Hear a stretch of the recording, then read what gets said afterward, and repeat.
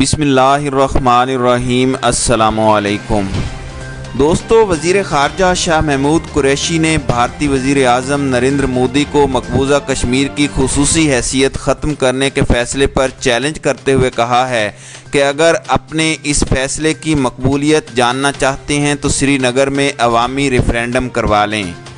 ملتان میں میڈیا سے گفتگو کرتے ہوئے وزیر خارجہ شاہ محمود قریشی نے کہا کہ اگر ہندوستان سمجھتا ہے کہ انہوں نے یہ فیصلہ اپنے فلاح و بہبود کے لیے کیا ہے تو میں چیلنج کرتا ہوں کہ مودی صاحب آپ کرفیو اٹھائیں اور پورے کشمیر کی قیادت ماضی میں آپ کے ساتھ مل کر حکومت بنانے والی جماعتوں محبوبہ مفتی عمر عبداللہ اور حریت قیادت میر وائز، سید علی گیلانی، یاسین ملک اور لون صاحب کو بلائیں۔ ان کا کہنا تھا کہ سری نگر میں جس جگہ آپ مناسب سمجھتے ہیں وہاں کھلا میدان لگائیں، لوگوں کو رکاوٹ نہ ڈالیں اور مقبوضہ کشمیر میں ایک ریفرینڈم کروا لو، پھر دودھ کا دودھ اور پانی کا پانی ہو جائے گا۔ بھارتی وزیر اعظم کو مخاطب کرتے ہوئے ان کا کہنا تھا کہ آپ نے اقوام متحدہ کے وعدے تو پورے نہیں کیے۔ وزیر خارجہ نے کہا کہ اب بھارت کے اندر سے آوازیں اٹھنا شروع ہوئی ہیں اور بھارت کی مرکزی جماعت کانگریس کی تمام قیادت نے ان فیصلوں کو مسترد کر دیا ہے۔ اجمیر شریف کے سجادہ نشین کا بیان ہے کہ وہ آج خود کو غیر محفوظ سمجھتے ہیں۔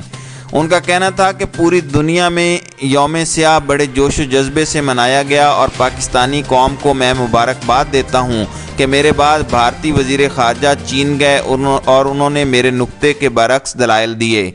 بھارتی وزیر خارجہ کے دورہ چین کے حوالے سے ان کا کہنا تھا کہ بھارتی وزیر خارجہ 2 نقطے لے کر گئے تھے اور کہا کہ وزیر خارجہ پاکستان کس چیز کا اعتراض کر رہے ہیں، کیونکہ یہ ہمارا آئین ہے اور ہماری شقیں اور ہم نے اس میں ترمیم کی ہے تو پاکستان کیوں سیخ پا ہو رہا ہے۔ شاہ محمود قریشی نے کہا کہ بھارتی وزیر خارجہ نے چین میں دلیل دی کہ ہم نے جو اقدامات کیے ہیں وہ مقبوضہ کشمیر کی فلاح و بہبود کے لیے کیا ہے۔ ان کا کہنا تھا کہ میں نے سلامتی کونسل کو خط میں لکھا کہ ہم اس کے برعکس سوچ رکھتے ہیں۔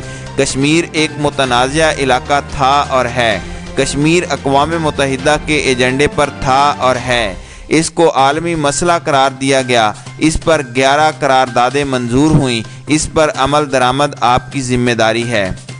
وزیر خارجہ شاہ محمود قریشی نے کہا کہ مقبوضہ کشمیر میں انٹرنیٹ بند ہے، موبائل سروس بند ہے، بچھڑے ہوئے خاندانوں کو پتہ نہیں ہے، ان کے جو بچے باہر ہیں ان کو والدین کی اور گھر میں موجود والدین کو اپنے بچوں کی کیفیت کا پتہ نہیں ہے اور لوگ اپنے گھروں میں سہمے ہوئے ہیں۔ ان کا کہنا تھا کہ آپ کہتے ہیں آپ کی ریاست سیکولر ہے، سیکولر ریاست کے دن آپ نے قربانی کی اجازت نہیں دی، قربانی ایک مذہبی فریضہ ہے اور عید کی نماز کی اجازت نہیں دی، تو یہ کس قسم کا سیکولر چہرہ دکھا رہے ہیں۔ شاہ محمود قریشی کا کہنا تھا کہ در حقیقت 5 تاریخ کو ان اقدامات کے بعد نہرو اور گاندھی کا ہندوستان مودی سرکار نے دفن کر دیا اور آج ہندو توا کے فلسفے کی پاسداری کرنے والے اور اس فلسفے کے علمدار نریندر مودی، امیت شاہ اور اجیت دوول غالب ہیں۔ انہوں نے کہا کہ اس نے پورے ہندوستان میں جو اقلیتیں ہیں ان کو عدم تحفظ کا شکار کر دیا ہے۔ سلامتی کونسل کے حوالے سے بات کرتے ہوئے انہوں نے کہا کہ پاکستان اپنا مقدمہ لے کر گیا اور 1965 کے بعد 54 سال کے بعد سلامتی کونسل نے آپ کو سنا۔ اس سے پہلے قراردادیں آئیں، ایٹمی دھماکوں کے بعد ایک سرسری ذکر ہوا، لیکن کشمیر کا مسئلہ زیر بحث نہیں آیا۔ ایٹمی پھیلاؤ پر ایک جامع قرارداد آئی تھی جس میں ایک حوالہ ضرور تھا، لیکن کشمیر پر بحث نہیں ہوئی تھی، لیکن بھارتی رکاوٹوں کے باوجود اب ایسا ہوا ہے۔ شاہ محمود قریشی نے کہا کہ اقوام متحدہ کے سیکرٹری جنرل نے کہا کہ ہم اس کو متنازع سمجھتے ہیں اور اس کا حل اقوام متحدہ کی قراردادوں میں اور UN چارٹر اور عالمی قانون کے مطابق ہونا چاہیے۔ یہ پاکستان کی بڑی سفارتی کامیابی ہے۔ ان کا کہنا تھا کہ پاکستان نے مذاکرات سے کبھی انکار کیا ہی نہیں ہے۔ اس تنازع کے 3 فریق ہیں، پاکستان، ہندوستان اور کشمیری۔